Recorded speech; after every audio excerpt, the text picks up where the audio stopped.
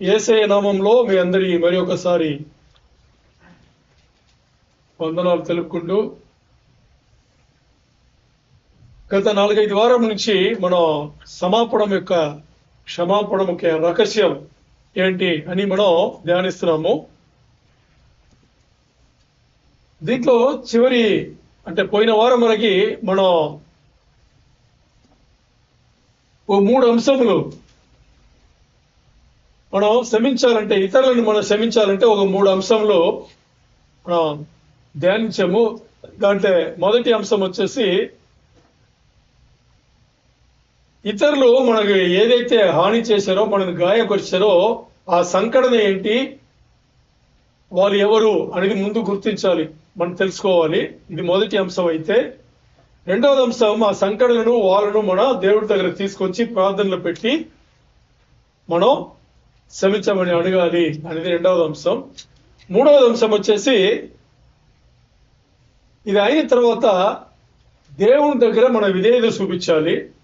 విధేయత చూపించి దేవుడి దగ్గర మనం ఎలా నడుచుకోవాలి. అలాగే ఎవరిని క్షమించామో వాళ్ళ దగ్గర కూడా దేవుడి ప్రణాళిక ప్రకారం మనం ఎంత మంచిగా నడుచుకోవాలి అనేది 3 అంశములు మనం ధ్యానం చేశాం. ఇది చూస్తే ఇవన్నీ ధ్యానం చేసిన తర్వాత కూడా పాటించేది కష్టంగా ఉంది. ఇదే కదా కిందటి వారం మనం మాట్లాడుకున్నాం, ధ్యానించాము. ఇన్ని అయిన తర్వాత కూడా క్షమించలేకపోతున్నాం. అంటే పబ్లిక్ ప్లేస్ లో చూస్తే ఇంకా వీడా అని అంటే సహోదరుడు వచ్చాడు, ఏం జరిగినా కానీ క్షమించాను, అయిపోయింది, దేవుడు నన్ను క్షమించినట్టు నేను క్షమించాను అని ఒక మనస్తత్వం కలగకుండా ఇంకా ఏం చేస్తున్నాం, కామన్ ప్లేస్ లో ఎక్కడ చూసినా కానీ మనకి ఇంకా ఆ లోపల పుండు అనేది, ఆ రుణం అనేది ఇంకా ఆరలేదు, అలాగే ఉంది. మరి ఈ 3 అంశముల గురించి మాట్లాడాం కదా. ఇది పనిచేస్తుంది. ఎందుకు పనిచేస్తుంది, ఎలా పనిచేస్తుంది అనేది ఈరోజు వాక్య ధ్యానం. ఈరోజు కొంచెం లోతుగా ఉంటుంది, అలాగే మన హృదయములను కొంచెం పిండినట్టుగా ఉంటుంది. అర్థమైందా మీకు? మరి దీన్ని మీరు అర్థం చేసుకుని గుర్తెరిగితే ఈ పనులని, ఈ సమాపనం అనేది మనకు బాగా అర్థమవుతాయి. ఇతరులను ఎలా క్షమించాలి, ఎంత ఈజీగా క్షమించవచ్చు, ఎంత మంచిగా వాళ్ళతో మరి ఉండొచ్చు అనేది మనం తెలుసుకోవచ్చు. ఎప్పుడైనా బలిపీఠం నుంచి దేవుని వాక్యం వచ్చేటప్పుడు ఇది నన్ను ఉద్దేశించే చెప్తున్నారు అనే ఫీలింగ్ మాత్రం తీసేయండి. ఎందుకు తెలుసా? బాగా అర్థం చేసుకోండి. దేవుని మాటలు అందరికీ. ఈ గ్రంథంలో, పరిశుద్ధ గ్రంథంలో ఉండే అన్ని వచనములు అందరికీ. కొంత నాగు కొంత వాళ్ళగు అనే తారతమ్యం లేవు. పరిశుద్ధ గ్రంథంలో ఏమున్నా కానీ అది అందరికీ. మీ చేతిలో దేవుడు పరిశుద్ధ గ్రంథంను అనుమతించినాడు అంటేనే దానికి అర్థం ఏంటంటే అది మీకు అంతే. కొరింథీ సంఘముకి రాసిన పత్రిక అది వాళ్ళకు కాదు, అది ఈరోజు మీ చేతిలో ఉంది. మీకు కూడా అవసరం. ఆది కాండంలో ఒక సంఘటన నాకెందుకు, మీ చేతిలో పరిశుద్ధ గ్రంథం దేవుడు పెట్టాడు, అది మీకు అంతే. ప్రకటన గ్రంథం ఎప్పుడో రాబోతుంది, నేను అంతవరకు ఉంటుంది కదా. ఇప్పుడు మీ దగ్గర ప్రకటన గ్రంథం ఉంది, దాంట్లో మీరేం తెలుసుకోవాలి, మీకే. ఆది కాండం నుంచి ప్రకటన గ్రంథం వరకు మీ చేతిలో పరిశుద్ధ గ్రంథం ఉంది అంటే దాని అర్థం ఏంటి, అది మీకు అవసరం. లేకపోతే దేవుడు మీ దగ్గర పరిశుద్ధ గ్రంథం పెట్టడు. కోట్లాది మంది దగ్గర పరిశుద్ధ గ్రంథం లేదు, తెలుసా మీకు? ఇంకా కోట్ల మంది పరిశుద్ధ గ్రంథం కావాలి అని వెతుకుతున్నారు, దొరకట్లేదు. తెలుసా మీకు? మీకు ఆశ్చర్యంగా ఉండొచ్చు. ఈరోజు మన దగ్గర, మన ఇళ్లలో చూస్తే 2, 3, 4, 5 అని పరిశుద్ధ గ్రంథం ఉన్నాయి, బైబిల్ ఉన్నాయి. చదవలేదు, ధ్యానం చేస్తున్నాం, చేయలేదు అనేది వేరు, ఉన్నాయి. మరి పరిశుద్ధ గ్రంథం కావాలి అని ఎంతో మంది, కోట్లాది మంది వెతుకుతున్నారు ఎన్నో దేశంలో, ఎన్నో ఖండములలో. దొరకలా.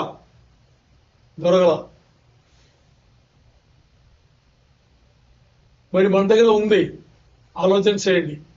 దేవుని కృప మనకి అంత గొప్పగా ఉంది, దాన్ని మనం వాడుకోవాలి.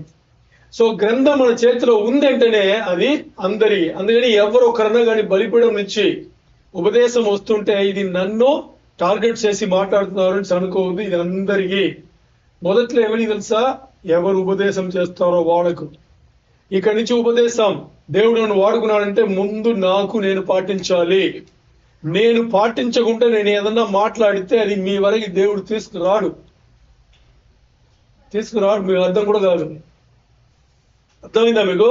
అది ఇప్పుడు ఈ 3 అంశములు తప్పక పనిచేస్తుంది. ఎందుకంటే ఈ 3 అంశములు కూడా వాక్యం పైన ఆధారపడి కట్టబడింది, అందుకని పనిచేస్తుంది. ముందుగా రెండవదిగా ఇది ఎందుకు పనిచేస్తుంది అంటే మనం చూస్తే ఇక్కడ చూడండి, చాలా గొప్ప విషయాలు ఉన్నాయి. ఏమని చూస్తే, దేవుడు మనల్ని సృష్టి చేసేటప్పుడే, దేవుడు మన సృష్టిలోనే మానవులను సృష్టి చేసేటప్పుడే ఇతరులను క్షమించే ఆ మనస్తత్వమును మన లోపల పెట్టే మనను సృష్టి చేశారు. మీకు అర్థమైందేమో తెలియదు నాకు. మన సృష్టి ఇప్పుడు మానవుడిగా మన అమ్మ కడుపు నుంచి బయట పడ్డాం కదా. అమ్మ కడుపు నుంచి తల్లిదండ్రులు మనను బయట ఈ లోకముకు తీసుకొచ్చారు. అమ్మ కడుపు నుంచి బయట పడే ముందే అమ్మ కడుపు లోపల మనను పెట్టేటప్పుడే ఆ సృష్టిలోనూ దేవుడు ఏగా పెట్టారు, మనను ఇతరులను క్షమించే మనస్తత్వమును లోపల పెట్టే మనను బయటికి తీసుకొచ్చారు. అర్థం చేసుకోవాలి. పుట్టుకతో ఉండేది సృష్టిలోనే అది ఉంది. చాలా చాలా ఇంపార్టెంట్. ఇది సృష్టిలో ఉంది అంటే మీకు మాత్రం ఉందా? అందరికీ ఉందా? అందరికీ. ఇతరులను క్షమించే మనస్తత్వం అందరికీ ఉంది. ఇది ఎక్కడి నుంచి వచ్చింది? ఇది సృష్టిలో పెట్టాలని ఏం అవసరం అని చూస్తే చాలా ఆశ్చర్యంగా అనిపించింది. ఏం తెలుసా? అందరు ఇక్కడ చూడాలి, వినాలి. చాలా ఇంపార్టెంట్ సబ్జెక్ట్ ఈరోజు. సృష్టిలోనే పెట్టారు, పుట్టుకతోనే వచ్చింది అని మనం మాట్లాడుతున్నాం కదా. ఎలా వచ్చింది అని చూస్తే, ఒక మనిషి, ఒక మానవుడు ఇంకో మానవుడిని పోల్చుకుని బతుకును రూపంలో ఉండేటప్పుడే దేవుడు పెట్టాడు. ఒక్కరిని పోలి ఒకరు బతకాలి. మీకు అర్థమైందా? నేను ఇలా ఉన్నాను, నాలాగే వాడు కూడా ఉన్నాడు అని ఆ పోలికని ఎక్కడ పెట్టాడు? దేవుడు సృష్టిలే అమ్మ కడుపు రూపంలో ఉండేటప్పుడే అక్కడ పుట్టుకలని ఆయన ఏం చేశాడు? ఈ మనస్తత్వం పెట్టాడు. ఇప్పుడు ఆనందరాజ్ చదవడు చేస్తాడంటే కిషోర్ కూడా చేస్తాడా చేయడా? ఆనందరాజ్ చేస్తే కిషోర్ చేయలేడా? పోలికలు అని చూస్తే ఒకటి కాదు, 100 ఉంటది, 1000 ఉంటది, 1,00,000 ఉంటది పోలికలు. ఒక మనిషి ఇంకో మనిషి చూడండి, అపీరెన్స్ లో కాదు, అంటే బయట కాదు, లోపల మనస్తత్వం చూస్తే అన్ని పోలి ఉంటది, కొన్ని తేడాలు ఉంటది కదా. మరి మ్యాక్సిమం పోలి ఉంటది, అన్ని పోలికలు ఉంటది. ఇది లోపల సృష్టిలోనే ఆయన పెట్టాడు. అంటే ఒక వ్యక్తి ఇంకో వ్యక్తిని సంబంధపరుచుకోవడం, నాలాంటి వ్యక్తి, లేకపోతే నాకు ఇలాగుంది ఆయనకి ఇలాగుంది అని ఏం చేస్తారు? సంబంధం చేసుకుంటారు. ఈ గుణగణలు నా దగ్గర ఉంది, ఇది ఆయన దగ్గర కూడా ఉంది. ఈ గుణగణలు నా దగ్గర లేవు, ఆయన దగ్గర ఉంది. ఈ గుణగణలు నా దగ్గర ఉంది, ఆయన దగ్గర లేవు. ఇలా పోల్చుకుని బతిగా మనస్తత్వం ఉందే, అది పుట్టుకతోనే ఉంది. ఇప్పుడు మన ఈ లోకంలో చూస్తే ఆఫీస్ జాబ్ వెళ్తాం కదా, ప్లాంట్కి వెళ్తాం, ఆఫీస్కి వెళ్తాం, ఎక్కడో మన పనులు ఉంటాం.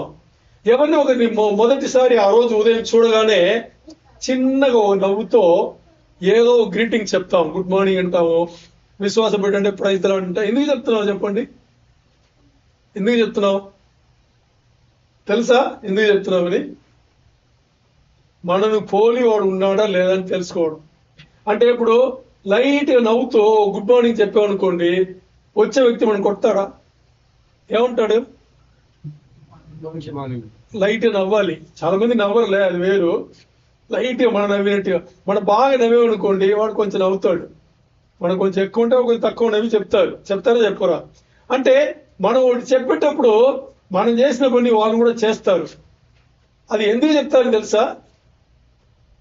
మనస్తత్వం ఎలా ఉందని తెలుసుకోవడానికి, అంతేగాని ఇంకేం కాదు. కొంతమంది చూడండి, చూసేప్పుడల్లా గుడ్ మార్నింగ్ చెప్తారు. చూసారా మీరు?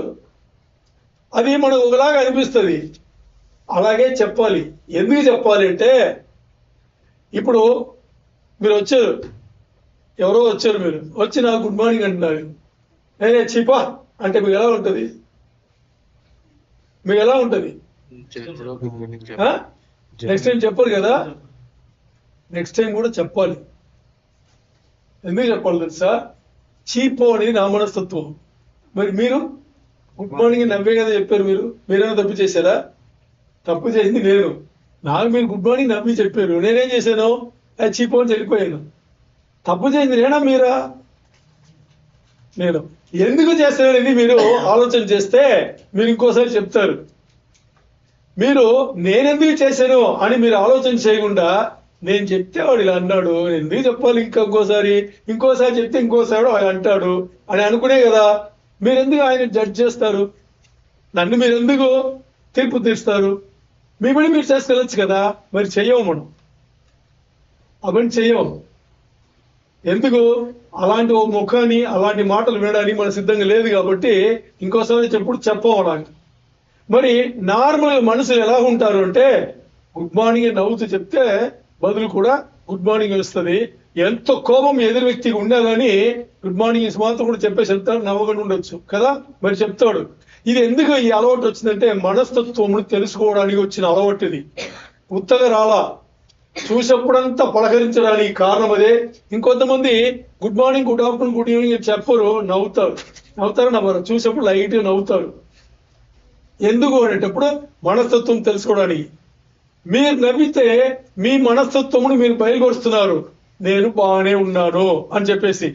మరి ఆ వ్యక్తి కూడా నవ్వితే వాడు బాగానే ఉన్నాడు అని చెప్పేసి వెళ్ళిపోతాం, అంతేనా? ఇంకోటి, ఇది ఎప్పుడు మనకు బాగా అర్థమవుతుందంటే మనం ఒక వ్యక్తి దగ్గర ఒక సీరియస్ అయిన విషయం మాట్లాడాలి అనేటప్పుడు చాలా మంది ఇలా మొదలు పెడతారు, లైట్ గా నవ్వుతారు, ఒక గుడ్ మార్నింగ్ గుడ్ ఈవినింగ్ అని చెప్పుకుంటారు. చెప్పుకున్న తర్వాత మాట్లాడేటప్పుడే మీరు బాగానే ఉన్నారు కదా, కొన్ని విషయాలు చెప్పచ్చా అంటారు కదా. అంటామా అనవా? అంటాం. కొంతమంది మీరు ఏం అనుకోలేదంటే అని మొదలు పెట్టరా? ఇవన్నీ ఎందుకు అంటారు? ఎదురు వ్యక్తి మనస్తత్వమును తెలుసుకుని దానికి సంబంధించిన విషయంలో మనం చెప్తాం. లేకపోతే ఒకవేళ నేను వెళ్ళి మాట్లాడే విషయం వచ్చేసి ఆయన తీసుకునే పరిస్థితులు లేకపోతే ఇప్పుడు నేను చెప్పును అని నిర్ణయంతోనే వెళ్తాం. మనం కనుక్కుంటాం. ఎదురు వ్యక్తి మనస్తత్వమును ముందు మనం ఏం చేస్తాం? కనుక్కొని ఇప్పుడు ఏం చేస్తాం? మాట్లాడి మొదలు పెడతాం. ఇక్కడ దేవుడు సృష్టిలోనే మన అందరికీ ఒక్కరిని పోలి ఉండడానికి, ఒక్కరి గురించి ఆలోచన చేసి దాని తగ్గట్టు మనం ఎలా నడుచుకోవాలో ఇది ఆయన సృష్టిలోనే పెట్టాడు. దాంతో పాటు ఇది పెట్టాడు కాబట్టి దాంతో పాటు ఈ క్యారెక్టర్ మనకి కలిగింది. ఏ క్యారెక్టర్? ఇతరులను క్షమించే క్యారెక్టర్ మనకి కలిగింది. అది పుట్టుకతోనే ఆయన పెట్టి ఉన్నారు. మరి దేవుని గుణగణాలు కలిగి మనం ఉన్నాము అంటే దేవుడి దగ్గర ఉన్నట్టే కదా. అది దేవుడి దగ్గర లేనిది ఏమన్నా మనకి పెట్టాడా దేవుడు? సీరియస్ అనే విషయం ఆడుతున్నా. దేవుడి దగ్గర లేని గుణగణాలు దేవుడు మనకి పెట్టాడా అనుకుంటున్నారా మీరు? ఏముండవు. క్షమించే ఆ గుణం ఉందే అది దేవుడి దగ్గర ఉంది. దేవుడు మనం క్షమించాడా లేదా? ముందు ఆయన్నే క్షమించాడు. లేకపోతే మనం చేసిన అతిక్రమంలోకి మనకు ఎలాంటి తీర్పులు రావాలి? ఊహించలేనంత తీర్పులు రావాలి. మరి క్షమించాడు కాబట్టి సృష్టికర్త ఏం చేశాడు? శరీరధారికి దిగి వచ్చి ఆయన బలియాగం అయ్యాడు కదా. అది దేవుడి దగ్గర ఉండే గుణగణంలో మనకి ఆయన ఇచ్చాడు. ఇప్పుడు మనకి అదే ఇది ఉంది. ఇది ఎక్కడ మనం చూసుకోవచ్చు అంటే నేను మనకి తెలిసిన విషయంలో కొన్ని లోతుగా మీకు చెప్తాను. ఈ పరలోక ప్రార్థన చెప్తున్నాం కదా, యేసయ్య శిష్యులకి నేర్పిన ప్రార్థన. ఇది 6వ అధ్యాయంలో 12వ వచనం తీయండి. మీకు ఒక ప్రశ్న ఇస్తాను, మీ దగ్గర సమానం ఉందని చూద్దాం. మత్తయి 6వ అధ్యాయంలో 12వ వచనం చదవండి.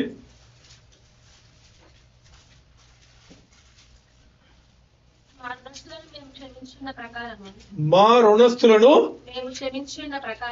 మేము క్షమించి ఉన్న ప్రకారము మా రుణములు క్షమించుము.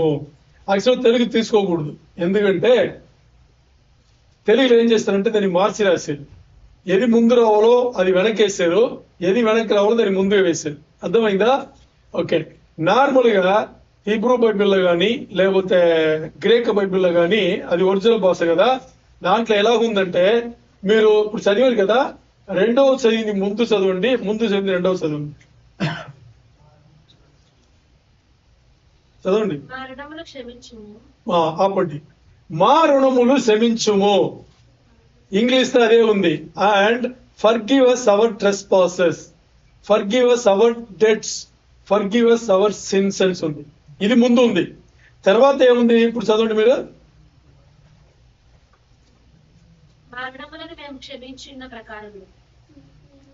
మా రుణములు అంటే మా రుణస్తులు ఉంటుంది.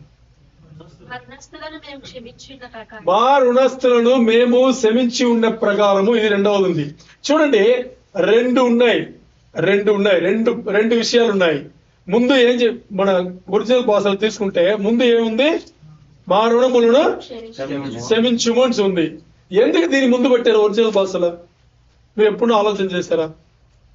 ముందు దీన్ని ఎందుకు పెట్టారు? మా రుణములను ముందు క్షమించుము అని ఎందుకు ముందు పెట్టారు? యేసయ్య నేర్పిన ప్రార్థన కదా ఇది మాదిరి ప్రార్థన అయినా కానీ యేసయ్య రెండు విషయములు చెప్పాడు. ముందు ఏం చెప్పారు ఆయన? మా రుణములు క్షమించుము, ఇది ముందు చెప్పారు. రెండవది ఏం చెప్పారు? మా రుణస్తులను మేము క్షమించిన ప్రకారము అని చెప్పారు. ముందు మా రుణములను క్షమించుము అని ఎందుకు పెట్టారు? ఎప్పుడు ఆలోచన చేశారా? నా రుణంలో నా రుణము క్షమించలేనప్పుడు నేను ఎలా ఇతరులు క్షమించగలను? మన రుణం దేవుడిని అడుగుతున్నాను. దేవుడినే నేను దేవుడిని అడుగుతాను. నా రుణం క్షమించలేదండి, నేను ఎలా ఇతరులు నేను క్షమించగలను? చెప్పాలి. ఇది చూడండి, పరమ ప్రార్థన ఎన్నిసార్లు చేస్తుంటాం, ఎన్నిసార్లు ఎవరో చెప్పింది వినింటాం. మరి ఇది ఎందుకు ముందు పెట్టాలి, దీని ఎందుకు వెనక పెట్టాలి? ఆలోచన చేయాలి. ఎందుకు ముందు పెట్టారంటే నేను క్లూ ఇస్తా, ఇవనా? మరి సమాధానం మీరే చెప్పాలి. క్లూ ఏంటంటే, కోటాను కోట్లు మానవులు ఉండేటప్పుడు ఎందుకు సృష్టికర్త అక్కడి నుంచి రావాలి? సృష్టికర్త ఎందుకు రావాలి బలి అవ్వడానికి? కోటాను కోటి మనుషులు ఉన్నారు కదా, ఒక వ్యక్తి ఇంకోటి బలి అవ్వచ్చు కదా. ఇప్పుడు ఆనందరాజును బాబురావును బాగా క్లోజ్ ఫ్రెండ్స్ అనుకుందాం. క్లోజ్ ఫ్రెండ్స్ అంటే బాబురావు చేసిన పాపములన్నిటికీ ఆనందరాజు బలి అవ్వచ్చు కదా, అవ్వచ్చు అవ్వకూడదా? మరి ఇంతమంది కోటాను కోటి మంది వాళ్ళు తెలిసిన వాళ్ళు అందరూ ఉండే కానీ సృష్టికర్త ఎందుకు దిగి రావాల్సిన అవసరం వచ్చింది కదా? పాపం లేని వాళ్ళే పాప పరిహారం చేయగలరు. మరి కోటాను కోటి మంది ఉన్నా కానీ అందరూ పాపం చేసి దేవునికి దూరమైన వాళ్ళే, ఎవరు చేయరు కాబట్టి కదా వచ్చారు ఆయన. ఇప్పుడు దీన్ని పట్టుకుని చెప్పండి, ఇదే కులు, దీన్ని పట్టుకుని చెప్పండి. మా రుణములు క్షమించుము అని ముందు ఎందుకు యేసయ్య ప్రార్థన చేయమన్నారు? మా రుణములు క్షమించుము ఇదెందుకు ముందు పెట్టారు? మేము మా రుణస్తులను క్షమించిన ప్రకారం అని రెండవది ఎందుకు పెట్టారు? యేసయ్య పరిశుద్ధుడు, ఏ పాపం చేయలేదు. అది క్లూ, దాన్ని వదిలేదు. ఇప్పుడు సబ్జెక్ట్ రావాలి. మనలోని పాపాన్ని మనం చేసినప్పుడే వాళ్ళని మనం క్షమించలేము. ఇక్కడ మనం అర్థం చేసుకోవాలి ఏంటి, చాలా డీప్ గా ఏం అర్థం చేసుకోవాలంటే, మా రుణములను క్షమించుము అని దేవుని ముందు అడగడానికి కారణం ఏంటంటే, ఆలోచించేద్దాం. ఇప్పుడు ఇతరులను ఎందుకు క్షమించలేకపోతున్నాము? ఇతరులను ఎందుకు క్షమించలేకపోతున్నాము? మనని గాయపరిచారు, మనకు హాని చేశారు, మనకు అన్యాయం చేశారు కదా. ఇదే కదా మనం మాట్లాడేది. మన కంప్లైంట్ ఏంటి? నాకు ఆ వ్యక్తి అన్యాయం చేశాడు, నేను క్షమించలేను అని మాట్లాడుతున్నాం. ఎందుకు మాట్లాడుతున్నాము అంటే, ఇప్పుడు ఇతరులు నాకు అన్యాయం చేశాడు, నేను వాళ్ళని నేను క్షమించను అని ఎప్పుడు చెప్తాము అనేటప్పుడు మనం న్యాయంగా ఉంటే, అంతేనా? అంటే మనం ఇక్కడ ఎలా భావిస్తున్నామంటే, నేను 100% న్యాయంగా ఉంటాను, నాకు వాడు అన్యాయం చేశాడు, నాకు అన్యాయం చేశాడు కాబట్టి నేను వాడిని క్షమించలేను అంటామా లేదా? మరి ఒక్కసారి మనం ఆలోచన చేస్తే, ఏం ఆలోచన చేయాలి? ఒక్కసారి గట్టి ఆలోచన చేయాలి. ఏమని ఆలోచన చేయాలంటే, నేను 100% న్యాయవంతుడువా, యథార్థవంతుడువా నేను అని మనం ఆలోచన చేయాలి. ఇప్పుడు ఈ ఆలోచన కలిగేటప్పుడు ఆటోమేటిక్గా ఏమవుతుంది? క్షమించి ఈ ఆలోచన కలిగేటప్పుడు నేను ఏంటో నాకు అర్థమవుతుంది, నేను ఎక్కడ నిలబడుతున్నానో నాకు అర్థమవుతుంది. అవుతుందా అవదా?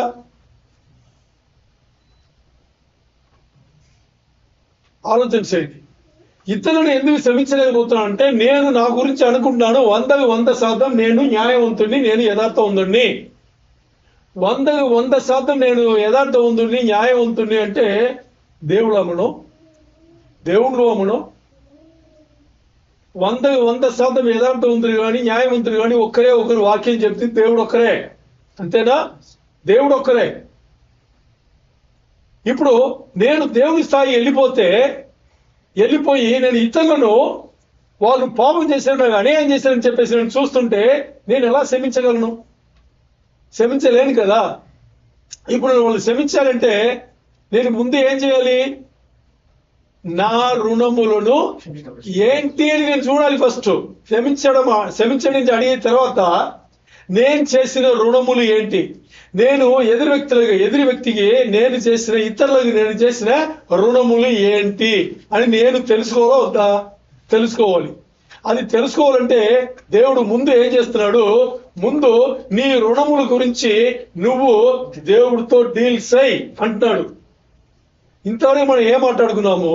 దీని ముందు మనం ధ్యానించేటప్పుడు ఏం మాట్లాడుకున్నామంటే, ముందు నేను ఏం చేయాలి? వాళ్ళతో, ఇతరులతో నేను సమాధానం చేసుకోవాలి. ఇతర పాపములను నేను క్షమిస్తే నా పాపములు క్షమించబడతాయి అని ధ్యానం చేసాం. కట్టేనా? ఓకే, ఇది బాగానే ఉంది. మరి ఇక్కడ ఈ 6:12 ఈ వచనంలో చూస్తే ముందు ఏం చేయమని చెప్పింది? ముందు పెట్టిన విషయం ఏంటి? ముందు నా రుణములను క్షమించు అని దేవుడిని అడగమంటున్నాడు.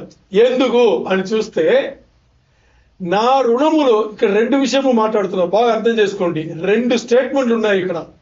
ఈ 2 స్టేట్మెంట్లలో మొదటి స్టేట్మెంట్ ఏంటి? నా రుణములు క్షమించు అని దేవుని అడగడం మొదటి స్టేట్మెంట్. రెండవది స్టేట్మెంట్ ఏంటి? ఇతరుల రుణములను నేను క్షమించిన ప్రకారం, రుణస్తులు నేను క్షమించిన ప్రకారం, రెండవ స్టేట్మెంట్. మొదటిది దేవుని దగ్గర మనం ప్రార్థన చేసి అడుగుతున్నాము. రెండవది బాగా అర్థం చేసుకోండి, వినండి. ఇక్కడ మొదటిది నా రుణములను క్షమించుము అని దేవుడి దగ్గర ప్రార్థన చేసి మన కోసం అడుగుతున్నాము. రెండవది ఇతరులతో మనం ఏం చేస్తున్నాము తెలుసా? రికన్సిలేషన్ చేస్తున్నాము, సంధి చేసుకుంటున్నాము. రెండవది చేసేది సంధి చేసుకోవడం, ముందు చేసేది దేవుడి దగ్గర ప్రార్థించి మన రుణములను క్షమించమనడం. మన రుణములను మనం తీర్చుకోమని, క్షమించమని దేవుడి దగ్గర ముందు అడుగుతున్నాము. రెండవది ఏంటి? ఇది అయిన తర్వాత మనం ఏం చేస్తాం? ఇక్కడ వచ్చి సమాధానం చేసుకుంటున్నాము. ఇక్కడ వాళ్ళ రుణములను క్షమించడానికి మన అర్హులు కాము, మరి వాళ్ళతో సమాధానం చేసుకోవడానికి దేవుడు మనగా ముందే సిద్ధపరుస్తున్నాడు. మీకు అర్థమైందా? నేను ఏదో గట్టిగా మాట్లాడిస్తున్నా, అర్థమైంది? 2 స్టేట్మెంట్లు. ఒకటి, దేవుడితో మనం ప్రార్థన చేసి మన రుణములను తీర్చమంటున్నాం, ప్రార్థన చేసి అడుగుతున్నాం. ఇది ముందు. మనల్ని సరి చేసుకోకుండా ఇంకోటితో మనం ఏం చేయలేము? సమాధానం చెయ్యలేము, ఒడంబడిక చేసుకోలేము, సంధి చేసుకోలేము. అందుకని రెండవది జరిగేది ఏంటది? రికన్సిలియేషన్ అంటారు, సంధి చేసుకోవడం. మరి మొదటిగా జరిగేది మన రుణములను దేవుణ్ణి తీసివేయమని చెప్తున్నాం. ఎందుకు అంటే ఇంకో కొన్ని విషయాలు చెప్తా. ఈ ప్రార్థనలో యేసయ్య నేర్పింది బాగా అర్థం చేసుకోవాలి. ఈ ప్రార్థనలో యేసయ్య నేర్పింది రక్షణకు మనకు అడ్డుగా ఉండే పాపము గురించి కాదు. ఇది ఈ ప్రార్థనలో యేసయ్య మనల్ని ప్రార్థన చేయమని చెప్పింది రక్షణకు మనకు అడ్డుగా ఉండే, అంటే విశ్వాస బిడ్డలకు చెప్తున్నా. ఎందుకంటే ఆయన మాట్లాడేది శిష్యులతో. ఎవరితో? శిష్యులతో. ఇప్పుడు శిష్యులు అయిన తర్వాత మాట్లాడిందా? శిష్యులు ముందు మాట్లాడిందా? శిష్యులు ఏర్పరచుకున్న తర్వాత ఇలాంటి ప్రార్థన చేయడం చెప్పారు ఆయన కదా. ఇప్పుడు చూడండి, ఇది శిష్యులతో మాడప్పుడు ఆయన ఏం చెప్తున్నారు, ముందు మీరు మీ రుణమును దేవుడితో సరిచేసుకోండి అని చెప్పేసి ఆయన చెప్పేసి, రెండవది మీ ఇతరులతో మీరేం చేయాలి, శాంతి సమాధానం కలిగి ఉండండి అని ఆయన మాట్లాడుతున్నాను. ఇప్పుడు దీంట్లో ఉండే ఒక నిజం ఏంటి అని చూస్తే, యేసయ్య రక్షణ గురించి ఇక్కడ మాట్లాడాల. రక్షణకు సంబంధించిన అడ్డుగా ఉండే పాపముల గురించి ఆయన మాట్లాడట్లా. మీరు చూస్తే కొన్ని ఇంగ్లీష్ బైబిల్లో చూస్తే ఎలా ఉందంటే, మా రుణములు, మా అప్పులు, ఇలాంటి పదాలు వాడింటారు. ఇక్కడ మా పాపములు ఇలా ఉంటది, మా పాపములను క్షమించండి అని ఉంటది. ఈ పాపములు అనేది యేసయ్య ఇచ్చిన రక్షణకి సంబంధించిన విషయముల గురించి కాదు. ఎందుకంటే యేసయ్య మనకిచ్చిన రక్షణ అనేది, అప్పుడు యేసయ్య బతికే ఉన్నారు. యేసయ్య రక్షణ అనేది జగత్పునాది వేయబడక ముందే నిర్ణయం చేయబడింది. అర్థమైందా? జగత్పునాది వేయబడక ముందే నిర్ణయం చేయబడింది. ఆయన పుట్టిందే, శరీరధారిగా వచ్చిందే దానికోసమే. దాని గురించి ఆయన మాట్లాడలా. అర్థమైందా? మరి ఇక్కడ ఆయన మాట్లాడింది, రోజు ఉదయం లేచిన దాని నుంచి నైట్ పడుకునే తర్వాత మన కళ్ళకు చూసుకునే ఈ తప్పులు పాపములు ఉన్నాయే, ఆ రోజువారీ మనం చేసే ఆ అతిక్రమములు ఉన్నాయే, దాని గురించి ఆయన మాట్లాడి ఉంటారు. ఎందుకంటే దానికి ముందు వచనం చూడండి. ఈ రోజు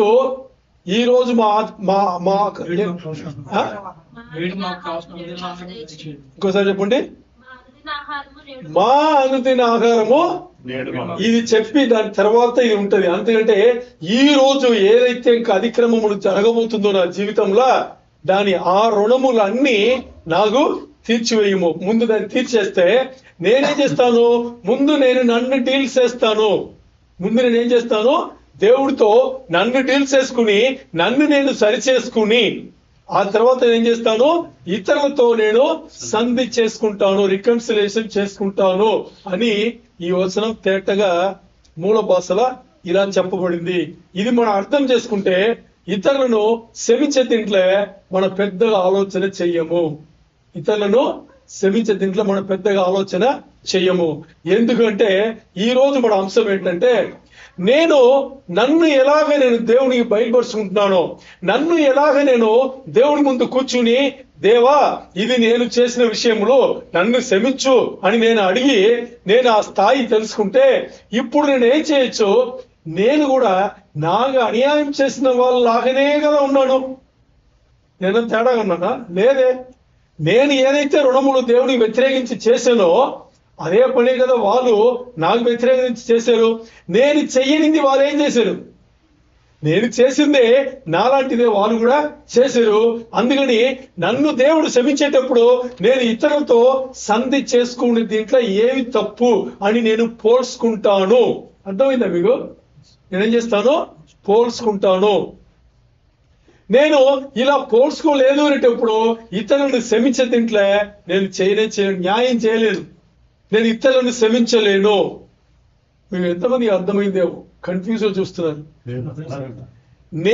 నన్ను దేవుడి దగ్గర సరి చేసుకోలేదు అనేటప్పుడు, నేను చేసిన తప్పులు అతిక్రమములు ఇంకోరికి, ఇతరులకు కానీ దేవునికి వ్యతిరేకం కానీ, నేను చేసిన తప్పులు అతిక్రమములు పాపములు నేను దేవుడితో సరి చేసుకోకుండా ఇతరులు నాకు చేసింది అర్థమవుతుందా?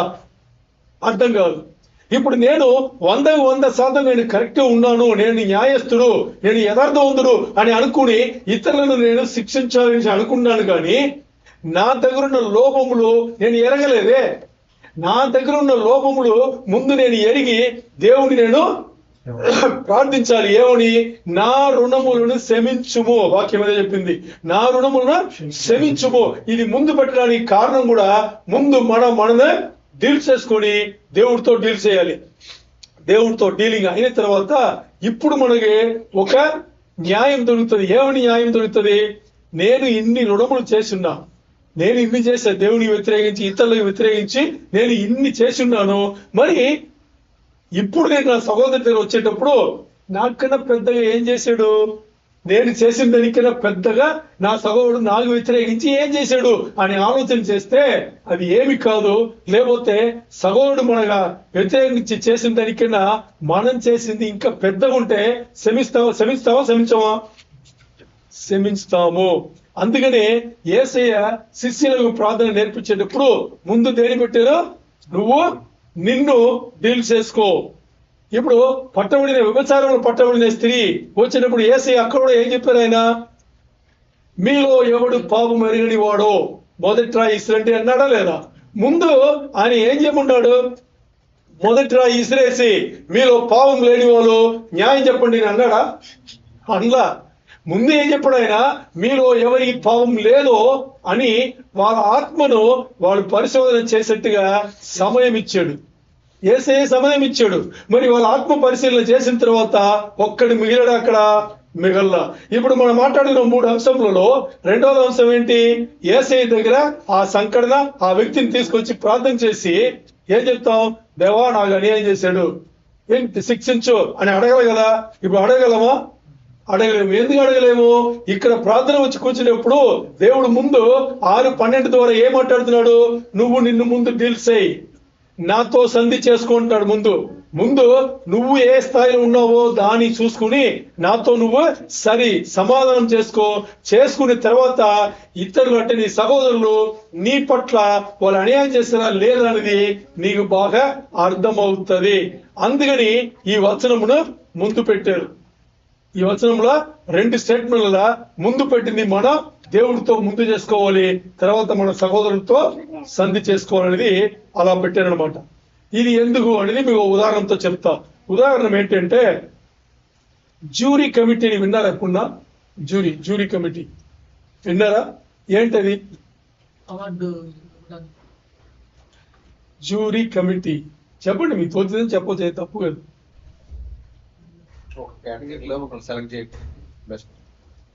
ఓకే, మనం జ్యూరీ అని వినిందన్నీ దేని విన్నామంటే ఈ టీవీలో షోలన్నీ చూపించుకుని ఒక కమిటీ లాగా పెట్టి జడ్జెస్ ని పెడతారు కదా, దాన్ని జ్యూరీ నుంచి వింటాం. యాక్చువల్గా జ్యూరీ అనేది ఎక్కడి నుంచి వచ్చిందంటే ముందు నుంచి ఉంది. ఇది ఎలాగంటే తీర్పు తీర్చడానికి ఒక విషయం వస్తుంది. కొంతమంది కొన్ని విషయాలు చేసుకుంటారు, గొడవ అనుకోండి, అది అనుకోండి, ఇది అనుకోండి, వస్తారు. కమిటీ ఉంటుంది, ఆ కమిటీలో జడ్జెస్ ఉంటారు, వాళ్ళే జ్యూరీ మెంబర్స్ అంటారు. అర్థమైందా? సరే, ఇప్పుడు ఒకడు హత్య చేశాడు అనుకోండి. ఇప్పుడు మనం మాట్లాడిన ఉదాహరణమే, ఓ అమ్మాయిని రేప్ చేసి హత్య చేశాడు, ఒకడు చేశాడు. ఇప్పుడు ఇది కమిటీ వచ్చింది, జ్యూరీ కమిటీ వచ్చింది. అర్థమైందా? జ్యూరీ కమిటీలో ఉండే వాళ్ళందరూ 100% తప్పు చేయని వాళ్ళు, న్యాయం చేసిన వాళ్ళు, మంచి వాళ్ళు. కొంచెం సీరియస్ ఆలోచన చేయండి. జ్యూరీ కమిటీలో 5 ఉన్నారు. ఈ కమిటీలో 5 ఉన్నారు. ఈ 5 ఎలాంటి వాళ్ళంటే పుట్టిన దాని నుంచి అంతవరకు కూడా ఒక్క తప్పు కూడా చేయలే వాళ్ళు. ఏంటి తప్పు అంటే ఏమనేది తెలియదు వాళ్ళు. ఈ 5 అక్కడ ఉన్నారనుకోండి, వీళ్ళు జడ్జెస్, జ్యూరీ మెంబర్స్. ఇప్పుడు ఈ తప్పు చేసిన వాడిని తీసుకొస్తున్నారు. ఇప్పుడు వీళ్ళు ఎలా తీర్పు తీస్తారు చెప్పండి? సింపుల్ చెప్పవచ్చు. చెప్పండి, ఏం చేస్తారు వాళ్ళు? చెప్పండి, కథ అర్థమైందా? చెప్పింది అర్థమైంది కదా? చెప్పండి, ఏం చేస్తారు వాళ్ళు? ఎలా తీర్పు తీర్చారు? ఏమో చెప్పిన ప్రకారం చేస్తారు, వాళ్ళకి శిక్ష ఏమి లేదు. నేను జ్యూరీ మెంబర్స్ గురించి చెప్పాను కదా. ఈ జ్యూరీ మెంబర్స్ ఎలా ఉన్నారంటే పుట్టిన దాని నుంచి ఏ తప్పు చేయలే వాళ్ళు. విర్రవీగి ఉంటారా లేదా? ఎవరన్నా తప్పు చేసిన వాడు దొరికితే ఏం చేస్తారు? ఇమ్మీడియట్ వేస్తారు. ఏ విచారణ ఉండవు. ఎందుకు? వాళ్ళ దృష్టిలో వాళ్ళు ఏ తప్పు చేయలేదు కాబట్టి వీళ్ళు ఎలా ఉంటారు? చిన్న తప్పు అయినా దాన్ని పెద్దది చేసి ఊరి తీస్తారు. అర్థమైందా? ఇక్కడ లోపం ఏంటి అని చెప్తాను మేము. ఇక్కడ వీళ్ళు 5 ఉండే లోపం ఏంటంటే ఈ జ్యూరీ మెంబర్స్ వచ్చేసి చిన్న నుంచి పుట్టిన దాని నుంచి అన్ని తప్పులు చేసి పెరిగి జ్యూరీ మెంబర్స్ అయ్యారనుకోండి. ఇప్పుడు వీళ్ళు ఈ కేసును ఎలా చూస్తారు? ఇప్పుడు అర్థమైందా? ముందుండే జ్యూరీ మెంబర్స్ ఇప్పుడుండే జ్యూరీ మెంబర్స్ తేడా ఉంది. వీళ్ళు ప్రతి దాన్ని పోర్సి చూస్తారు. అంటే వీడు పుట్టిన నుంచి ఎలా పెరిగాడు, ఎందుకు ఈ మనస్తత్వం కలిగి వచ్చింది, ఎందుకు ఈ పని చేశాడని కొంత ఆలోచన చేస్తారు. ఇది రెండవది కమిటీ. మొదటి కమిటీ ఏం చేస్తారు? ఏ విచారణ ఉండదు, వీడు చేసిన దానికి ఉరి తీయండి అంటారు. అంతే, దానికి ఒక చట్టం తీసుకొస్తారు, ఈ చట్ట ప్రకారం ఉరి తీయండి అంటారు. మరి రెండవ కమిటీ ఉండే వాళ్ళు ఏం చేస్తారంటే ఒక్కొక్క విషయంలో పోలుస్తారు.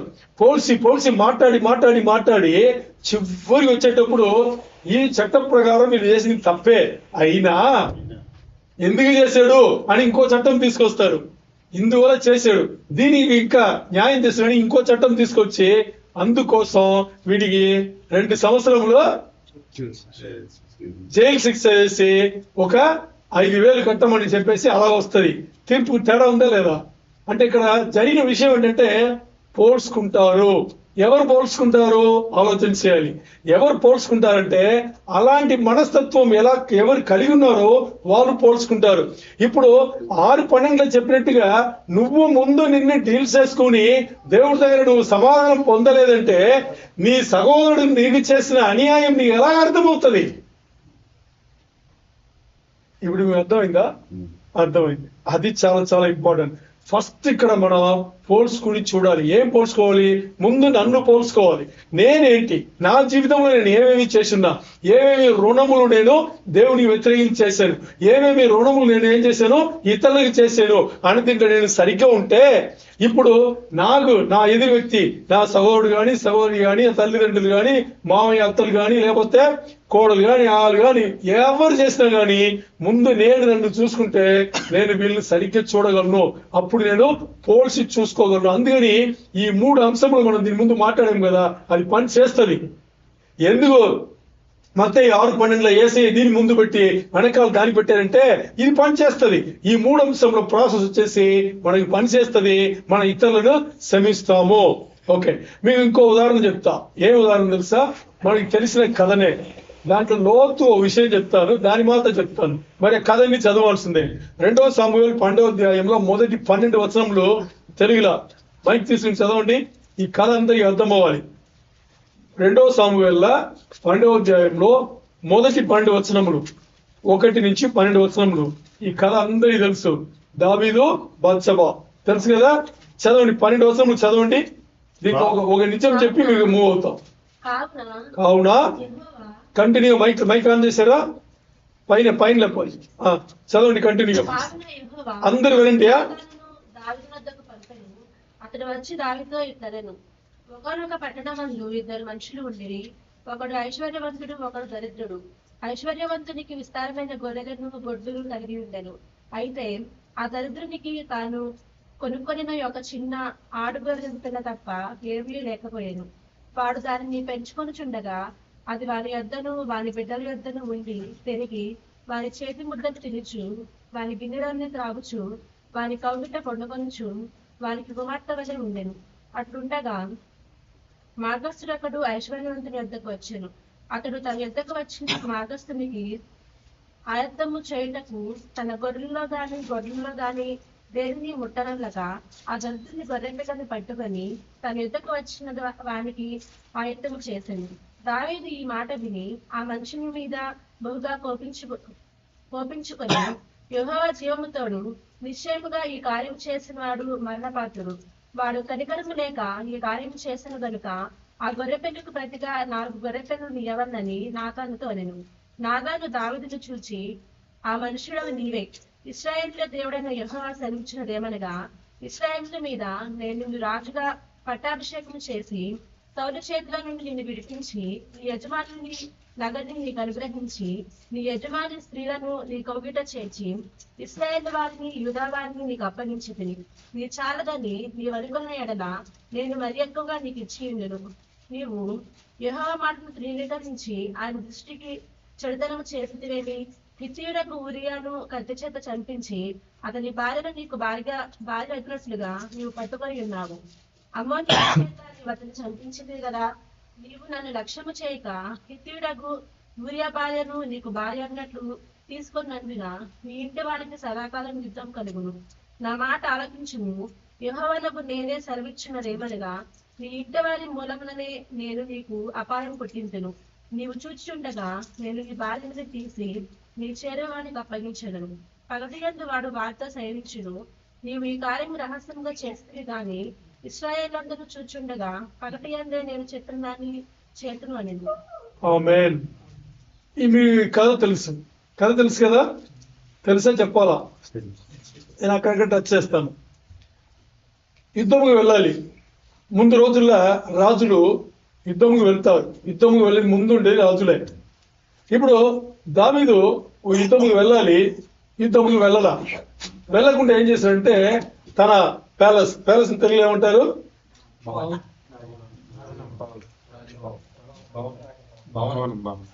తన భవనంలో, రాజు కదా, తన భవనంలో అలా రెస్ట్ లో ఉండి ఏం చేశాడంటే, బాగా వినాలి, మీకు తెలిసిన కథనే వేరే ఆంగిల్లా ఓ లోతైన విషయం చెప్పి ముగిస్తా ఏం జరిగిందని చెప్పేసి. ఇప్పుడు ఆ సాయంత్రం పూట అలాగా, ఇప్పుడు మనకు కూడా మధ్యాహ్నం మనం భోజనం చేసిన తర్వాత ఒక 2 గంటలకు అలా ఉంటే మత్తు వస్తుంది, పడుకుంటాం. 5 గంటలకు లేస్తాం కదా, 5 గంటలకి చల్లటి గాలి అలా వస్తుంది కదా, లైట్ అలాగ వస్తుంది అనమాట. ఇదే సమయంలో ఆయన లేచాడు. లేచి చూస్తే ఆయన రాజభవనం వచ్చేసి కొంచెం ఎత్తుగా ఉంటది కదా, నార్మల్ గా డబ్బు ఉండే వాళ్ళందరూ కొంచెం ఎత్తుగా పైగా అన్ని చూడాలి, అన్ని కనిపించాలి, కట్టుకుంటారు. మరి రాజభవనం ఎలా ఉంటది? అలాగే ఉంటది. పైనుంచి భవనం లోపల నుంచి చూస్తే అన్ని కనిపిస్తుంది, కానీ కింద నుంచి చూస్తే ఎవరు ఉన్నట్టు కనిపించదు, అలా ఉంటది. ఇప్పుడు ఏం చేశాడు, ఒక 5:30కి చల్లటి గాలి వచ్చేటప్పుడు లేచి వచ్చి అలా చూస్తుంటే ఏం చేశాడంటే, ఆ రోజుల్లో ఒక అలవాటు. ఏం అలవాటు అంటే, ఆ రోజులు కాదు, ఈ రోజు కూడా గ్రామంలో అలాగే ఉంటది. ఆడవాళ్ళు ఏం చేస్తారు, ఒక 5:30 ఆ సమయంలో ఏం చేస్తారంటే స్నానం చేసుకుంటారు. 6 గంటల లోపల స్నానం చేసుకుని కొంచెం నీట్గా ఉంటారు. ఎందుకంటే పురుషులు ఆఫీస్ నుంచో లేకపోతే పని నుంచి, తోటల నుంచి, అక్కడి నుంచో వస్తారు కదా, వాళ్ళకి బాగా శుభ్రంగా నీట్గా కనిపించాలని చెప్పేసి అలా ఉంటారు. అదే అలవాటు ప్రకారం అక్కడ చాలా మంది స్త్రీలు స్నానం చేస్తారు. ముందు బాత్రూమ్లు ఇప్పుడు మన ఉండేట్టుగా లోపల, ఇంటి లోపల అలా ఉండదు. ఇంటికి బయట, అంటే ఇంటి లోపలనే బయట కనిపిస్తుంది. బయట ఏం చేస్తారంటే 4 దశలు ఉన్నాయి కదా, 4 దశల్లో ఏం చేస్తారంటే బ్లాంకెట్లు ఉన్నాయి కదా, ఆ రోజుల్లో ఈ ఊర్లలో అలా అది ఫేమస్ అనమాట. బ్లాంకెట్ లాగా లేకపోతే మన బెడ్షీట్ లాగా ఉంటది కదా, అలా కట్టుకుంటారు, గుడ్డలనే కట్టుకుంటారు. లేకపోతే ఈ తాటాయిలా ఉంది కదా, దానికి సంబంధించిన వస్తువులు కట్టుకుంటారు అనమాట. పైన ఓపెన్ ఉంటది, ఎందుకంటే అక్కడ ఒక ఫస్ట్ ఫ్లోర్, సెకండ్ ఫ్లోర్ నుంచి పెట్టి ఎవరు ఇల్లు కట్టరు. అలాంటి ఇది ఏది లేదు. అందుకే కొంచెం గూడారంలో వేసుకుని ఉన్న కల్చర్ అనమాట. అలాంటి దీంట్లో ఏం చేస్తారంటే ఒక ఇది మాత్రం ఉంటది, ఇలా కట్టుకుంటారు, పైన ఓపెన్ గా ఉంటది. ఇప్పుడు రాజు తనకు కలిగిన పనికి వెళ్లకుండా ఏం చేశాడు, ఇలా లేచి సోమరితనంగా నిలబడి అన్ని చూస్తుంటే అమ్మాయిలు, స్త్రీలు స్నానం చేసేది చూస్తున్నాడు. చెయ్యకూడని పని. ఒక ఇశ్రాయేలీయుడు, బాగా అర్థం చేసుకోండి, ఒక ఇశ్రాయేలీయుడు చేయకూడని పని, దేవుడికి వ్యతిరేకం, అది చెయ్యకూడదు. అర్థమైందా? సో అలాంటి పని రాజు అయిన దావీదు ఏం చేశాడు, చేస్తున్నాడు. ఇప్పుడు చూస్తే ఆశ్చర్యమైన విషయం ఏంటంటే, ఈ ఎంతమందిని చూశాడో ఏమో గాని బత్సబ అక్కడ స్నానం చేసేది చూస్తున్నాడు. చూసేసి తన అందంగా ఉందని చెప్పేసి ఏం చేశాడంటే, రాజు కదా ఏం చెప్పినా జరుగుతుంది, పని వాళ్ళని పంపించి ఆవిడను తీసుకురండి అని చెప్పేసి తీసుకొచ్చిన తర్వాత ఆయన ఏం చేశారు, లైంగిక కార్యములు చేసి, అంటే తన భార్యలాగా భావించి అన్ని పనులు చేసి సైలెంట్గా పంపించాడు. స్నానం చేసుకుని వెళ్ళిపోని చెప్పేసి పంపించాడు. కొన్ని రోజుల తర్వాత ఏమైంది మనకు తెలుసు, నేను గర్భం ధరించాను అని చెప్పేసి మాట పంపించింది. మాట పంపిస్తే ఇప్పుడు ఏం చేయాలి రాజు, ఆలోచించాడు. ఇప్పుడు ఏం చేయాలి, రాజు పేరు చెడకూడదు కదా, అందుకని ఒక ప్లాన్ వేశాడు. ఏం ప్లాన్ వేశాడు, యుద్ధముకు వెళ్ళిన తన భర్త ఉన్నాడే, భర్తను రప్పించి ఏం చేశాడంటే, వచ్చి రాగానే యుద్ధ సంగతుల గురించి మాట్లాడి అన్ని అయిన తర్వాత వెళ్ళు నీ భార్యతో నువ్వు సంతోషంగా ఉంటుందని చెప్పి పంపిస్తాడు.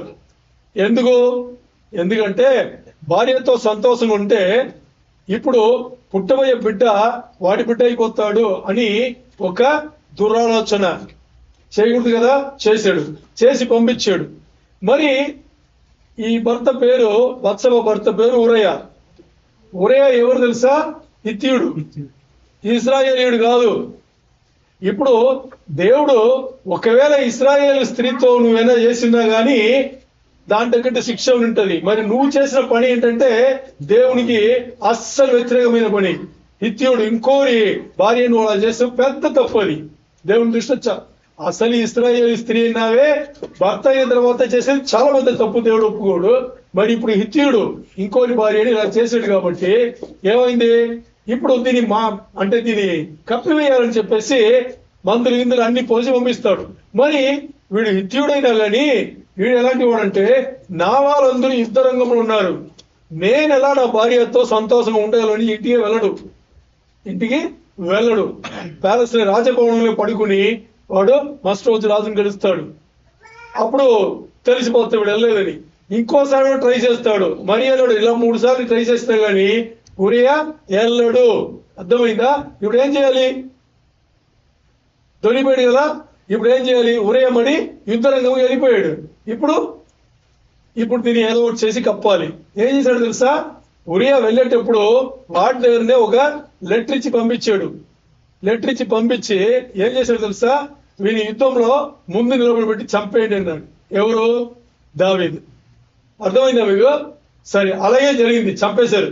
చంపిన తర్వాత రైట్ ఏం చేశాడు? బత్సబాను తీసుకొచ్చి భార్య చేసుకుని ఇప్పుడు ఏం చేశాడు? మొత్తానికి సబ్జెక్టు క్లోజ్ చేశాడు. ఎవరు? దావీదు మహారాజు ఇలా చేశాడు. దావీదు అనుకున్నాడు ఇది అయిపోయిందని. ఏమనుకున్నాడు?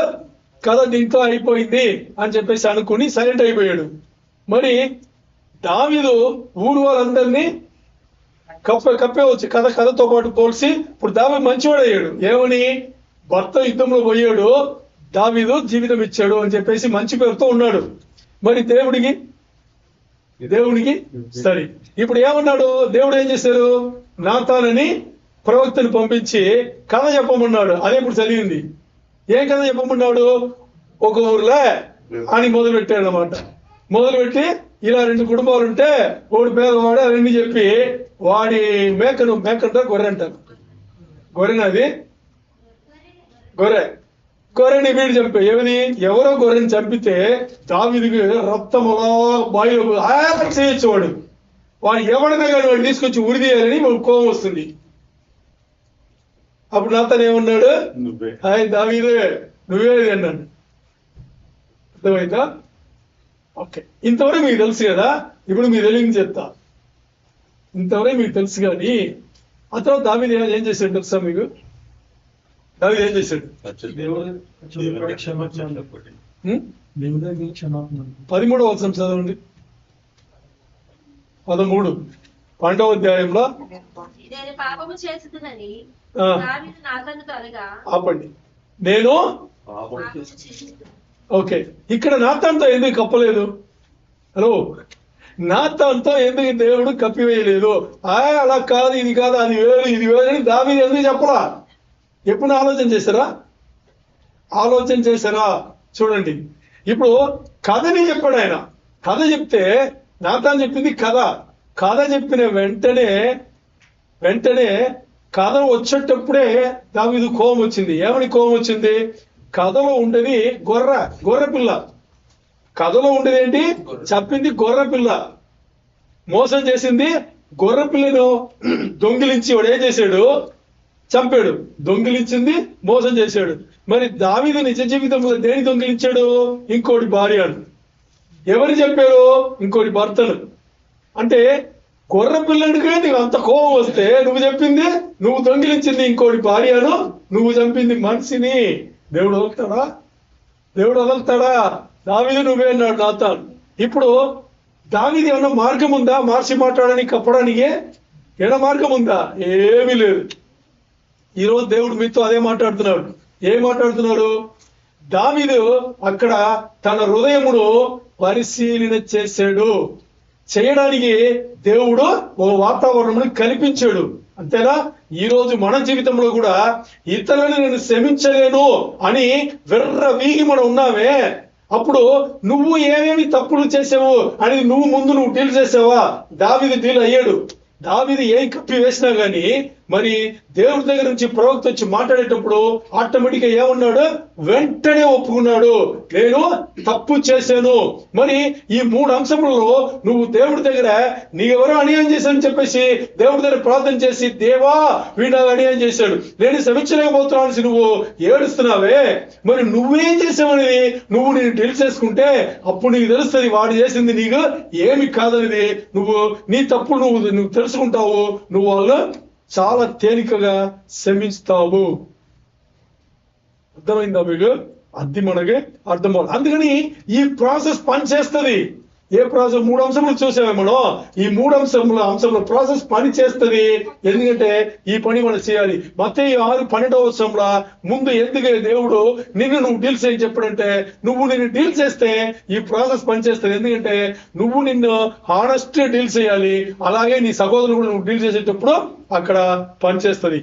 రెండవది ఏంటంటే, ముందు మనను ఇంకోటితో పోల్చుకుంటే మనం చేసింది అదే కదా, వాడు నాలాగే చేశాడు, లేకపోతే నాకైనా తక్కువనే చేశాడు, నేనే ఎక్కువ చేసిన, అందుకని వీడు క్షమించవచ్చు అని వస్తాం.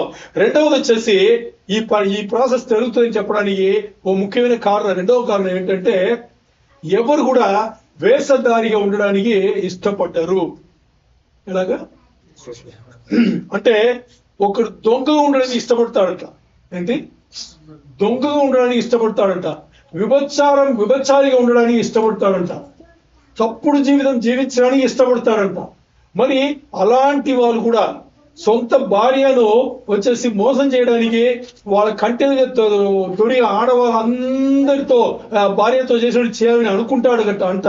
మరి వేషధారి ఉండాలని అనుకోడంట. ఆఫీస్ లో పనిచేసేటప్పుడు ఆ ఓనర్ బిజినెస్ చేస్తారు కదా వాళ్ళు, వాళ్ళ సమయం దొంగిలించి ఏదైనా చేయొచ్చు. అంటే 8 గంటలు పని చేయాలంటే 2 గంటలు పని చేసి 6 గంటలు అలా మోసం చేసుకుని అలా తిరగడానికి ఇవన్నీ చేస్తాడంట. మరి వేషధారి ఉండడానికి ఒప్పుకోడంట. అర్థమైందా? ఇది మానవ నైజం అంట. ఇది మానవ నైజం. దొంగైనా గాని వేషధారి ఉండడానికి ఒప్పుకోడంట. ఎందుకు చెప్తున్నాను? నేను చేసిన తప్పులు నేను దాన్ని సరిచేసుకోకుండా, దేవుడితో సరిచేసుకుండా, నేను ఏ స్థాయిలో ఉన్నానో అది నేను నన్ను నేను తీర్పు తీర్చకుండా నేను ఎవరిని ఇంకోని, అంటే నేను 2 విధాలుగా వేషధారి ఉన్నట్టే కదా. నన్ను నేను ఒకలాగా చూస్తున్నాను, ఇంకోని ఇతరులు నా సహోదరులు ఇంకోలాగా చూస్తున్నాను. తప్ప కాదా? ఇది వేషధారణ కాదా? అది ఈ వేషధారిగా ఉండడానికి ఏ మానవుడు ఇష్టం ఉండదంట. వాడు దొంగైనా, తప్పుడు జీవితం జీవించినా, ఎలా జీవించినా దాంట్లో కూడా వాళ్ళు న్యాయం ఉండాలని అనుకుంటాడంట. అంటే దొంగిలించే దాంట్లో న్యాయం ఉండాలని అనుకుంటాడు. మరి వేషధారిగా ఉండడంట. తప్పులు చేసే వాళ్ళు కూడా వేషధారిగా ఉంటారంట. అందుకని ఈ ప్రాసెస్ పనిచేస్తుంది. నన్ను ఒకలాగా చూసి ఇతరులు ఒకలాగా ఏ మానవుడు కూడా చూడడు అనే నైజం దేవుడు మానవుడితో పెట్టి ఉన్నాడు. అందుకని ఈ ప్రాసెస్ పనిచేస్తుంది. ఎందుకు అనేటప్పుడు అది ఇక్కడ చెప్పబడింది. మత్తయి 7వ అధ్యాయంలో 1-2 వచనాలు దీని ముందు చదువుకున్నాం. ఈ రోజు దాంతో పాటు 3-4 కూడా చదువుకుందో మనకు అర్థమవుతుంది. చదవండి. మత్తయి 7:1-4. మీరు తీర్పు తీర్చకుడి, మిమ్మల్ని గూర్చి కూడా తీర్పు తీర్చబడును. మీరు తీర్పు తీర్చిన చొప్పున మిమ్మల్ని గూర్చి తీర్పు తీర్చబడును.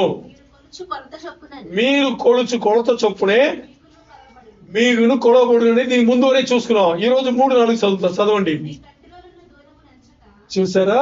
మీ కంటిలో ఉన్న దూలం పెద్దదా? ఇంకా చదవండి. చూడండి, ఇక్కడ 2 విషయములు, నలుసు అని ఒకటి, దూలం అనేది ఒకటి. ఏది పెద్దది? దూలం పెద్దది. దూలం అంటే ఎంత ఉంటది? ఉస్మానికి చూపించండి.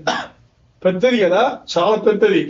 మీ కంటిలో మీరు దూలం పెట్టుకుని మీ సహోదరుని కంటిలో ఉండే నలుసును మీరు చూడడం ఎలా? బాగుందా? యేసయ్య మాట్లాడిందే. మీ సహోదరుడు చేసింది చిన్న తప్పు, మీకు అన్యాయం చేసింది లేదని చెప్పట్లేదు.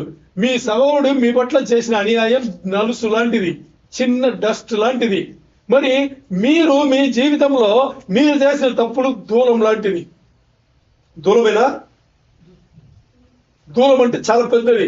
మీరు అంతమంది తప్పు చేసుకొని మీ సహోదరి కంట్లో ఉండే నలుసుని మీరు చూడడం ఏంటి? మీరు మీ సహోదరి కంట్లో ఉండే నలుసును చూడాలి, దాన్ని తీసివేయాలని మీరు ప్రయత్నం చేస్తే ముందు మీ కంట్లో ఉండే దూరమును మీరు తీసివేయండి, మిమ్మల్ని మీరు డీల్స్ చేయండి. ఎవరు చెప్పింది ఇది? యేసయ్యా. ఇప్పుడు మన జీవితంలో మనం ఏం చేస్తున్నాం చూసారా? ముందే మన స్టార్టింగ్ లో ఇక్కడ మన ఇప్పుడు ఈ ఆరాధన కూటంలో ఒక విషయం మాట్లాడాం. ఇద్దరు ఉన్నారంటే ఒక వ్యక్తిని ఇంకో వ్యక్తి చూసేటప్పుడే వాళ్ళ దృష్టిలో వాళ్ళు చూడాలి. అంటే ఇక్కడ వినోద్ ఉన్నాడు, ఎడ్విన్ ఉన్నారు, ఇదే ఉదాహరణ తీసుకున్నాం. వినోద్ ఎడ్విన్ మధ్యలో ఒక విషయం జరిగిందంటే ఎడ్విన్ వినోద్ పాయింట్ ఆఫ్ దృష్టి నుంచి చూడాలి, వినోద్ ఎడ్విన్ దృష్టి నుంచి చూడాలి. ఇప్పుడు ఇక్కడ ఇబ్బంది రాదు. ఇలా చూడాలి అంటే మత్తయి 6:12 పంచ్ చేయాలి మన లోపల. ఏడి? మత్తయి 6:12 పంచ్ చేయాలి. ఏమని? ముందు వినోద్ వచ్చేసి ఎడ్విన్ వైపు వెళ్ళాలి అంటేనే వినోద్ దేవుడి దగ్గర సరి చేసి ఉండాలి. తాను ఏమేమి చేశాడో దాన్ని ముందు డీల్ చేసి ఉంటే ఇప్పుడు ఎడ్విన్ వినోద్ చేసింది ఏమి కాదని అనిపిస్తుంది. ఎందుకంటే వినోద్ ఎడ్విన్ చూసేటప్పుడు వినోద్ కంటిలో దూలం ఉంది, ఎడ్విన్ కంటిలో నలుసు ఉంది. ఈ నలుసు నాకు పెద్దదని వినోద్ అనిపిస్తే వినోద్ ఏం చేయాలి? ముందు తన కంటిలో ఉన్న దూలమును తీసి బయట వేస్తే తర్వాత నలుసును తీయడానికి నువ్వు ప్రయత్నం చేయని యేసయ్య చెప్తున్నాడు. నువ్వు నీ కంటే నలుసు దూరమును పట్టుకుని నలుసు కోసం ఎందుకు నువ్వు చూస్తావు? మీరు అర్థమైంది కదా సబ్జెక్ట్? ఇదేనమాట. అది చాలా చాలా ఇంపార్టెంట్. ఇంకా 4వ వచనం చదవండి. 4 మత్తయి 7:4 కంటిలో దూరం ఉండగా నీవు నీ సహోదరుని చూచి నీ కంటిలో ఉన్న నలుసును తీసివేయమని చెప్పనేలా? యేసయ్య ప్రశ్నిస్తున్నాడు. నువ్వు అంత పెట్టుకుని నువ్వు అక్కడ ఉంటే ఇప్పుడు మీకు అర్థమైంది క్షమాపణ ఎందుకు మనకు టైట్ అవుతుందంటే మన గురించి ఆలోచన చేయకుండా ముందు ఏం చేస్తున్నావు? ఇతరుల వైపు వెళ్ళిపోతున్నావు. నువ్వు అని ఈ వేలు చూపిస్తున్నాం కానీ ఈ వేలు ఇటు తిరిగితే బాగుంటది. ఈ వేలు ఇటు తిరగాలి, ఇటు తిరిగితే అది బాగుంటది. మనను సరి చేసుకోవాలి. ఎందుకంటే ఈ వచనంలో యేసయ్య మాట్లాడింది తప్పు నుంచి రైట్ నుంచి తప్పు అని మాట్లాడలా. ఆయన ఇక్కడ మాట్లాడింది ఏం మాట్లాడుతున్నారంటే ఈ దూరం నలుసు అనేది మాట్లాడింది ఏం మాట్లాడుతున్నారంటే ఇక్కడ చెప్పింది నువ్వు నిన్ను ముందు చూసుకో, తర్వాత నువ్వు ఇతరులను చూడు. నువ్వు ముందు నిన్ను చూసుకోకుండా ఇతరులను చూడొద్దు, వాళ్ళ వైపు నువ్వే వెళ్ళొద్దు అని ఇక్కడ అందుకని మన హానెస్ట్ గా ఉంటే బాగా అర్థం చేసుకుని మన జీవితంలో మనం హానెస్ట్ గా ఉంటే మనకి ఏం అర్థం అవుతుంది? ఇతరులు బాగా అర్థం అవుతారు. మన విషయంలో హానెస్ట్ గా ఉంటే ఇతరుల విషయంలో కూడా హానెస్ట్ గా మనం ఉండగలము, అది మనకి అర్థమవుతుంది. అందుకని ఇప్పుడు ఈ 3 అంశములలో మనకి మొదటి అంశం ఏంటి? ముందుగా మనకి ఎవడో అన్యాయం చేశాడు, ఈ పని చేశాడు నాకు అని ఆ సంకటన ఆ వ్యక్తిని. రెండవ అంశం ఏంటి? తీసుకొచ్చి యేసయ్య ముందు కూర్చుని దేవా నేను క్షమించలేకపోతున్నాను, ఎందుకంటే నాకు అన్యాయం చేశాడు అని చెప్పేసి అడిగేటప్పుడు ఇక్కడ మనం ఏం చేయాలి? మన కంట్లో ఉండే దూలమును ముందు తీసివేసి ఆ తర్వాత సహోదరిని చూస్తే అది నలుసే కదా, నేను క్షమించవచ్చు నుంచి అక్కడే క్షమించి వదిలేసి 3వ అంశం ఏంటి? దేవుని విధేయత చూపించి నేను ఎవరిని క్షమించి వదలను వాళ్ళతో కూడా ఇప్పుడు పబ్లిక్ ప్లేస్ లో చూసేటప్పుడు నేను సహోదరులాగా చూస్తాను కానీ ఒక వ్యతిరేక అంటే శత్రులాగా నేను చూడనునే మనస్తత్వం మనకి కలిగి ఉంటే ఈ ప్రాసెస్ పనిచేస్తుంది. అందుకని ఇలాంటి మనస్తత్వం కలిగి ఉంటే ఆ సంకటను వాళ్ళను ప్రార్థన తీసుకొచ్చి యేసయ్య వైపు చూసేటప్పుడే ఎలా చూస్తాం? మనం ముందే ఎలా చూస్తాం? మనం మోకరించి నన్ను క్షమించదేవా, నా రుణములు నువ్వు క్షమించేటప్పుడు నా ఇంత చేశాను నేను, దానే నువ్వు క్షమించావు, వాళ్ళు నాకు చేసింది ఏమి కాదు, నేను కూడా క్షమిస్తాను అని చెప్పేసి అటువైపు శాంతి సమాధానం మనం చేసుకుంటాము. ఇప్పుడు క్షమాపణ ఒక రహస్యం వచ్చేసి మనకి తేలికైపోతుంది. ఎందుకంటే దేవుడు తప్పు చేసిన వాళ్ళు ఎవరిని కూడా శిక్షించకుండా వదలరు. ఆయన న్యాయాధిపతి, యథార్థవంతుడు, పగ తీర్చుకున్నది ఆయన పని, అందుకని వదలడు. మరి ఇప్పుడు ఇలాంటి ఉపదేశములు వినే మనం వచ్చేసి మన జీవితంలో దాన్ని ఎలా పాటించాలి అనేటప్పుడు ఒక 2-3 విషయాలు మనం ఎప్పుడు కూడా ప్రతి ఉపదేశం వినప్పుడు అంతా ముందుగా ఈ రోజు ఉపదేశంలో నేను విధేయత చూపించి పాటించాల్సిన ఆజ్ఞ ఏమన్నా ఉందా అని చూడాలి. ఆజ్ఞ ఏమన్నా ఉందా అని చూడాలి. రెండవది ఏంటంటే ఉదాహరణములు ఏమన్నా ఉందా, నా జీవితంలో పెట్టి పాటించడానికి ఈ రోజు ఉపదేశంలో ఉదాహరణములు ఉందా. మూడవది ఏంటంటే ఏదన్నా ప్రిన్సిపల్ అంటారు, ప్రిన్సిపల్ తెలుగులో ఏం చెప్తారు, సూత్రాలు అంటారు. సూత్రాలు ఈ రోజు నేను నా జీవితంలో పాటించాల్సిన సూత్రాలు ఏమన్నా ఉందా. ఈ రోజు ఉపదేశంలో ఈ 3 విషయంలో మీరు తేటగా అంటే పాటించాల్సిన ఆజ్ఞ ఏమన్నా ఉందా. రెండవది ఏంటి, ఉదాహరణలు ఏమైనా పాటించాలా లేకపోతే సూత్రంలో ఏమైనా పాటించాలా అనేది మీరు ప్రతి ఉపదేశంలో మీరు దానికి మనసు పట్టుకుని వింటే అప్పుడు జీవితాలు మారుతాయి. లేకపోతే ఇలాంటి ఉపదేశంలో 100, 1000, లక్షలు వచ్చినా గానీ మన జీవితాలు మారవు. వాక్యమును రూపంలో తీసుకుని పని సేవించాలి. వాక్యం మనిషేయాలి లోపల. వినేసి నేను విన్నాను ఉపదేశం బాగుంది అని చెప్పేసి వెళ్ళేది కాదు. ఉపదేశం మీకు బాగుందన్నా బాగలేకపోయినా దేవుని అనేది ఏం కాదు, ఉపదేశం చేసిన వాళ్ళు కూడా ఏమి కాదు. అర్థమైందా మీకు? మరి ఈ ఉపదేశంలో ఈ వాక్యంలో మీ జీవితంలో ఎలా పనిచేస్తుంది, ఆ జీవితంలో పనిచేసి మీ జీవితంలో ఎలా మారింది అనేది చాలా చాలా అవసరం. అది మిమ్మల్ని మీరే ప్రశ్నించుకోవాలి. ఆ ప్రశ్న వేసుకున్నప్పుడంతా జీవితంలో మార్పులు కలుగుతూనే ఉంటది. మన సంఘంలో చిన్న మందైనా కానీ వాక్యము కొదువు ఉండదు, ఎందుకంటే దేవుడు నడుపుతున్నాడు కాబట్టి. మరి ఆ చిన్న మంద వాక్యం ఏం చేయాలి, స్వీకరించాలి. స్వీకరించి వాళ్ళ జీవితంలో పనిసేవినిస్తే అప్పుడు జీవితాలు మారుతుంది. దేవునికే మహిమ కలుగును గాక.